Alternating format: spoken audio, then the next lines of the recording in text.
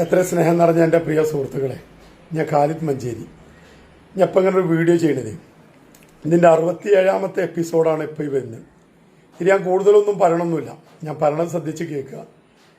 ഇവിടെ ഇന്ന് രാജ്യസഭയിൽ മുസ്ലിം ലീഗിൻ്റെ MP നമ്മളെ നിലമ്പൂർ വഹാബ് PM ശ്രീ പരിപാടി ക്യാൻസലാക്കിയാൽ എന്താ സംഭവിക്കുക, ക്യാൻസലാക്കാൻ വല്ല റൂൾസ് ഉണ്ടോ എന്ന് വെച്ച് ഇന്ന് കേന്ദ്ര വിദ്യാഭ്യാസ മന്ത്രിനോട് ചോദ്യം ചോദിക്കുന്നു. അതിനിന്ന് ചാനലുകളിൽ മുഴുവൻ ഇതിന്റെ വാർത്ത വരുന്നുണ്ട്. ഒരു പ്രശ്നമില്ല നടപ്പാക്കാൻ, കേരളത്തിൽ നടപ്പാക്കിയില്ല എന്നും സ്കൂളുകൾ തെരഞ്ഞെടുത്തിട്ടില്ല എന്നും അത് ഒപ്പിട്ട് 19 ദിവസം കൊണ്ട് ക്യാൻസൽ ചെയ്തിട്ടുണ്ട് എന്നുള്ളതും അതിനി ഒപ്പിട്ട് കാണും മുന്നോട്ട് പോയിട്ട് ക്യാൻസൽ ചെയ്താൽ അതുകൊണ്ട് വല്ല പ്രയാസങ്ങളുണ്ടോ എന്ന് ചോദിച്ചപ്പോൾ അതിനുള്ള വ്യക്തമായിട്ട് അദ്ദേഹം പറയുന്നുണ്ട് എപ്പോൾ വേണമെങ്കിൽ ക്യാൻസൽ ചെയ്ത രേഖ ഇന്ന് ചാനലുകൾ കാട്ടുന്നുണ്ട്. ഈ പച്ചക്കള്ളം LDF നടത്തിയെന്ന് പറഞ്ഞ് അത് നടപ്പാക്കാൻ വേണ്ടി ഈ മുസ്ലിം സമുദായത്തിനെ കുരുതി കൊടുക്കുന്ന ഈ ജൂദാസുകളെ നമ്മൾ തിരിച്ചറിയാം. ആ മുസ്ലിം ലീഗിന്റെ രാജ്യസഭ MP തന്നെയാണ് ഇന്ന് രാജ്യസഭയിൽ ചോദിച്ചപ്പോൾ അതിന് പച്ച മലയാളത്തിൽ നല്ല മണിക്ക് മറുപടി പറഞ്ഞു. ഇന്ന് കേരളത്തിൽ നടക്കുന്ന ചർച്ച നമ്മളൊന്ന് കണക്കൂട്ടി വെക്കാം.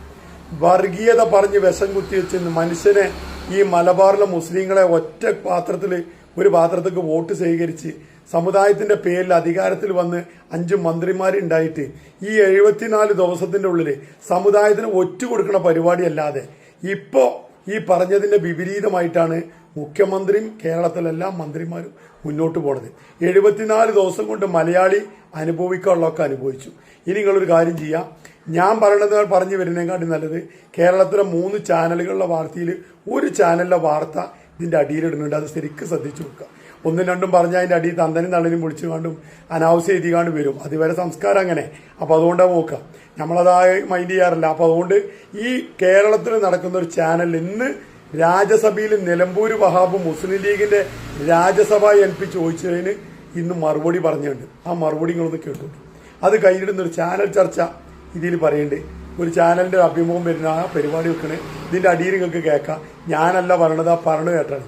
എന്നിട്ട് അന്തും അഭിമാനവും ആത്മാഭിമാനവും നട്ടല്ലും ആ CPIക്കാർക്കുള്ള നട്ടലിന്റെ ഒരു കണ്ടെങ്കിലും ഈ ഊച്ചാളികൾക്ക് ഉണ്ടോ നിങ്ങളൊന്നും പരിശോധിച്ചാൽ കേരളത്തിലെ ഈ സമുദായ പാർട്ടിനെ നിങ്ങൾ പരിശോധിച്ചാൽ മതി. കാരണം നമ്മളൊക്കെ കണ്ട അങ്ങോട്ട് ആ CPIന്റെ നട്ടലിന്റെ ഒരു കണ്ട വാടകയ്ക്ക് വേണമെങ്കിൽ ഓരോട് 5 കൊല്ലത്തിന് വാങ്ങിക്കോളി. അന്തസ്സും ആത്മാഭിമാനം ഉള്ളവരുണ്ടെങ്കിൽ അതില്ല എന്നുള്ളതാണ് ഈ ചർച്ചയിൽ നിങ്ങൾക്ക് മനസ്സിലാണ്. അധികാരത്തിലെത്തിയപ്പോൾ നേതാക്കളുടെ വാക്കിന് കീറച്ചാക്കിന്റെ വില പോലും ഇല്ലാതായി. പറഞ്ഞതെല്ലാം വിഴുങ്ങി PM ശ്രീയുടെ നടത്തിപ്പുകാരായി UDF സർക്കാർ മാറുമ്പോൾ അല്പവും നാണം അവശേഷിക്കുന്നില്ലേ എന്ന് നാട്ടുകാർ ചോദിക്കും. ശ്രീ VR അനൂപ്, ചോദ്യമൊന്നുമില്ല, ന്യായീകരിച്ചോളൂ.